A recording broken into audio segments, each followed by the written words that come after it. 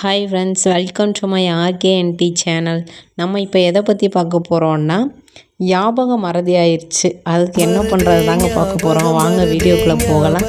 அதுக்கு முன்னாடி இந்த சாங்கையும் கேட்டுக்கோங்க. வெண்டைக்காய் பொரியல் தாங்க பண்ண போகிறேன். எல்லாருமே சொல்லுவாங்க ஞாபகத்துக்கு வெண்டைக்காய் சாப்பிட்றான்னு. வெண்டைக்காய் பொரியல் தானே எல்லாருமே செய்வாங்க, நீங்கள் என்ன புதுசாக செய்ய போகிறீங்கன்னு மட்டும் யோசிக்காதீங்க. நான் புதுசாக தான் செய்ய போகிறேன். இது நாள் வரைக்கும் யாருமே செய்யாத ஒரு கிறிஸ்பியை நான் பண்ண போகிறேன். வாங்க வீடியோக்குள்ளே போகலாம்.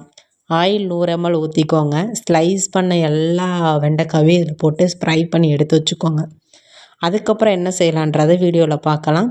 ஃபஸ்ட்டு எப்படி பொரித்து எடுத்து வைக்கிறேன், நீங்கள் எப்படி பொரித்து எடுத்து வைக்கிறீங்களோ அதே மாதிரி தான் கடைசி வரையும் இருக்க போகுது. வாங்க ஒவ்வொரு ஸ்டெப்பாக நீங்கள் பாருங்கள். ஃபஸ்ட்டு எண்ணெயில் கடுகு போட்டுக்கோங்க. வெங்காயம் ஸ்லைஸ் பண்ண வெங்காயத்தையும் போட்டுக்கோங்க. அப்புறம் கருவேப்பிலை சேர்த்துக்கலாம். 2 பச்சை மிளகா காரத்துக்கு ஏற்ற போதும். இதை நல்லா வதக்கி விட்ருங்க. ப்ரௌன் கலர் வர வரையும் நல்லா வதக்குங்க. வெங்காயம் நல்லா வதங்கினதுக்கப்புறம் நம்ம ஃப்ரை பண்ண வெண்டைக்காவை இதோட சேர்த்துக்கரலாம்.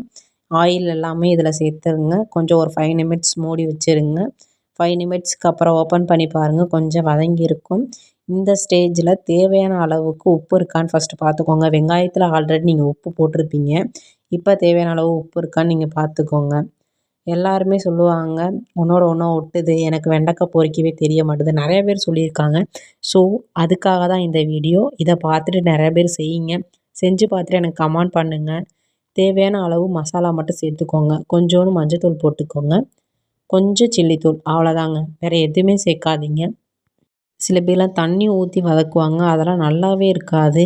கொஞ்சம் ஆயிலியாக தான் இருக்கும். அதுக்காக இது பண்ண முடியாது. ஒன் டைம் மட்டும் யூஸ் பண்ணி பாருங்கள், பயங்கர டேஸ்ட்டாக இருக்கும். நெக்ஸ்ட் டைம் நீங்கள் ஆயில் கம்மியாக ஊற்றி கூட ட்ரை பண்ணிக்கிறலாம். பாருங்கள், நல்லா வதங்கிருச்சு, மசாலா வடையும் போயிடுச்சு. இதுக்கப்புறம் தாங்க நம்மளோட ட்விஸ்ட்டே இருக்குது. நான் சாதம் கத்திரிக்காய் முட்டை குழம்பு வச்சுட்டு என்ன செய்கிறதுன்னு யோசிச்சுட்டு இருக்கப்போ தான் வெண்டைக்காய் ஞாபகம் வந்துச்சு. வெண்டைக்காயும் போட்டாச்சு, பயங்கர டேஸ்ட்டாக இருக்குங்க. ஆல்ரெடி கத்திரிக்காய் புளிக்குழம்பு எப்படி செய்கிறதுன்னு வீடியோ போட்டிருக்கேன், அதையும் பாருங்கள்.